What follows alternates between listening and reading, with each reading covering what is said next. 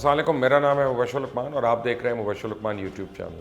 یہ تو ثابت ہو چکا ہے کہ مودی بھارت کو بحران میں تو پہنچا دیتا ہے، لیکن مسئلے کا حل اس کے پاس کوئی منصوبہ نہیں ہے۔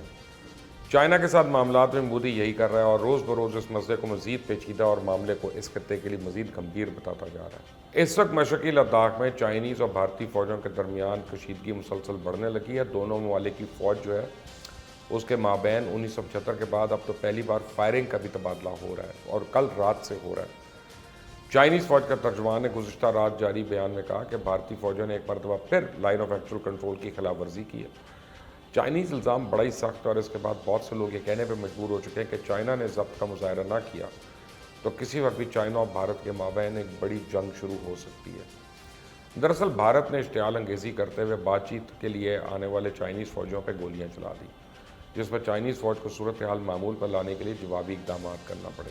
ترجمان پی ایل اے نے کہا کہ بھارتی فوجی لائن آف ایکچوئل کنٹرول کے مغربی حصے کو پار کر کے شین پاؤ ماؤنٹین ریجن میں داخل ہوئے، جو کہ پینگونگ ساؤ کے مغربی کنارے کے واقع ہے۔ بیان میں یہ مطالبہ کیا گیا کہ بھارت گولیاں چلا کے اشتعال انگیزی پیدا کرنے کے واقعے کو سنجیدگی کے ساتھ تحقیقات کروائے اور اس میں ملوث اہلکاروں کو سزا بھی دے۔ انڈیا ٹوڈے کے مطابق بھارتی حکام نے تازہ واقعے کی تصدیق کرتے ہوئے کہا کہ پہلے چائنیز فوج نے بھارتی اہلکاروں پہ فائرنگ کی، جس کے جواب میں فائرنگ کی گئی۔ فوجی عہدیداران کے مطابق مختصر وقت کے لیے فائرنگ کا تبادلہ ہوا اور اسی حوالے سے چند ہی گھنٹے میں یعنی پہلے بھارتی وزیر خارجہ جے شنکر کا بیان سامنے آیا کہ سرحد کا صورتحال انتہائی سنگین ہے۔ ویسے اگر بھارتی میڈیا لگائیں تو ایسا لگتا ہے کہ طبل جنگ بج چکا ہے، اور دوسری جانب چائنا کی طرف سے ایک اور دعویٰ سامنے آ گیا ہے جس کے باعث بھارت کو بڑا دھچکا لگ گیا۔ اب چائنا نے لداخ کے بعد اروناچل پردیش پر بھی اپنا دعویٰ کر دیا۔ ہفتہ وار بریفنگ کے دوران چائنیز وزارت خارجہ کے ترجمان کا کہنا تھا کہ چائنا نے کبھی اروناچل پردیش کو تسلیم ہی نہیں کیا۔ اروناچل پردیش دراصل تبت کا جنوبی حصہ ہے، اور دوسری طرف چائنیز وزارت خارجہ کے ترجمان کی طرف سے چند روز پہلے 5 بھارتی شہریوں کی گمشدگی پہ کوئی جواب نہیں دیا گیا۔ یعنی جو میں آپ کو اپنی ویڈیو سے بار بار بتا رہا ہوں نا کہ چائنا سب سے پہلے بھارت کی سلیگوری کوریڈور یا چکن نیک کو دبوچے گا، کیونکہ بھارت اس سے ہی اروناچل پردیش سے بیٹھ کر چائنیز تبت کے خلاف سازشیں کر رہا ہے اور ایسی فورس بنا رہا ہے جو تبتی لوگ بھاگ کے وہاں سے ہندوستان آئے ہوئے ہیں ان کے اوپر مشتمل ایک فورس بنوا رہا ہے کہ آگے مرے تو یہی لوگ مرے، ہمارے بندے نہ مرے۔ اب سکوت ڈھاکہ کے وقت مفتی بانی کی طرز پہ تبت میں تحریک چلانے کی کوشش ہو رہی ہے۔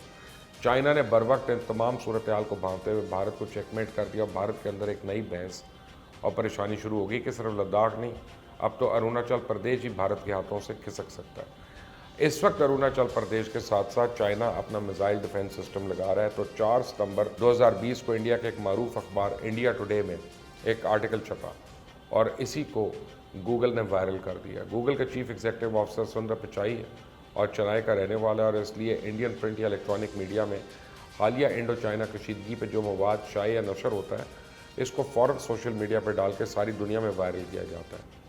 تازہ ترین سیٹلائٹ تصاویر سے تو معلوم ہوتا ہے کہ ہوتن کی ایئر بیس پہ 2 نئے ایئر سٹرپ کی تعمیر کا کام تیزی سے جاری ہے، اور یہ چائنیز ایئر بیس مشرقی لداخ کے نزدیک واقع ہے، اور یہ ایئر بیس درہ قراقرم سے 250 کلومیٹر کے فاصلے پہ ہے اور مشرقی لداخ میں واقع پاکونگ جھیل سے 380 کلومیٹر کے فاصلے پہ ہے۔ اس ایئر بیس کی اپ گریڈیشن کا عمل ایک عرصے سے جاری تھا، جس میں ایمونیشن سٹور کرنے، لڑاکا طیاروں کے ہینگرز بنائے جا رہے تھے، اور گزشتہ 2 مہینے کے دوران ہوتان ایئر بیس کی جو سیٹلائٹ تصویریں لی گئی ہیں ان سے تو یہ ظاہر ہوتا ہے کہ چائنا ایک تو تواتر سے یہاں پہ بلڈنگز بنا رہا ہے، تعمیر کر رہا ہے، اور اس کے نزدیک ہی ایک اور ایئرپورٹ تعمیر کیا جا رہا ہے جس کا کیریا ایئرپورٹ ہے اس کا نام، اور اس کی تعمیر کے لیے جو لیبر متعین کی گئی، ایسا معلوم ہوتا ہے کہ وہ اور دیگر تعمیراتی سٹاف مشرقی ترکستان سے لایا گیا۔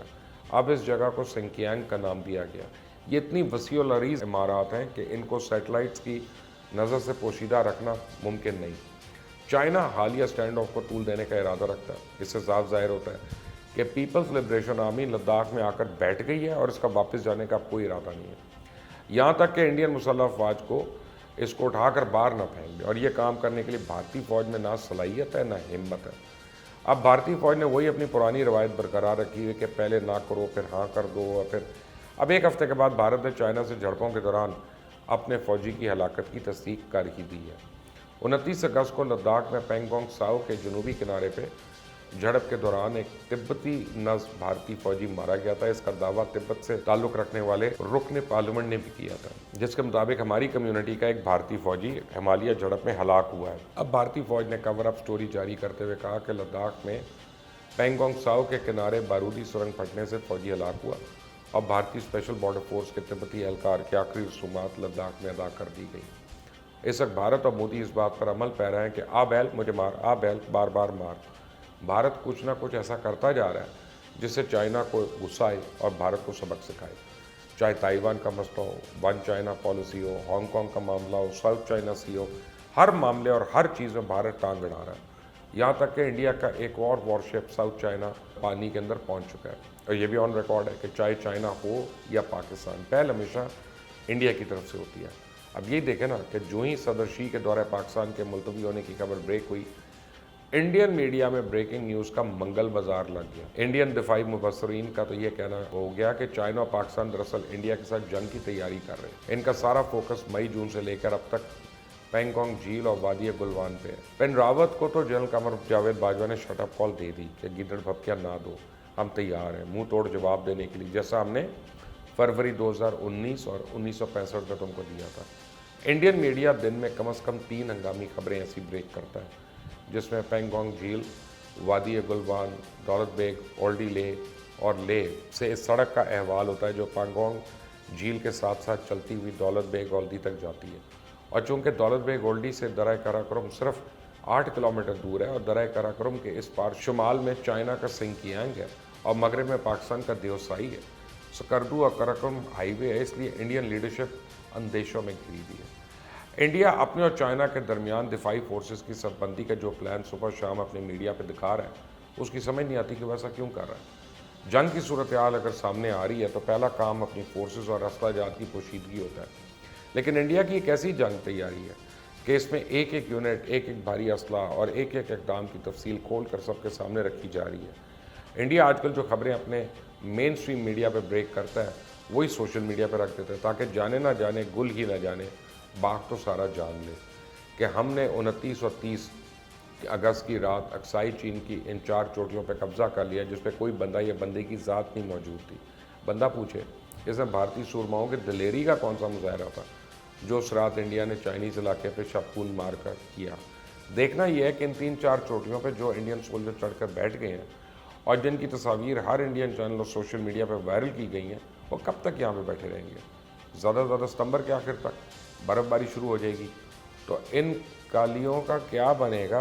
मुझे तो जो समझ आ रही है कि भारत इस सारी जंग मीडिया में लड़ना चाह रहा है क्योंकि वो जानता है भारतीय फ़ौज में ना तो सलाहियत है, ना एहलियत और ना ही हिम्मत।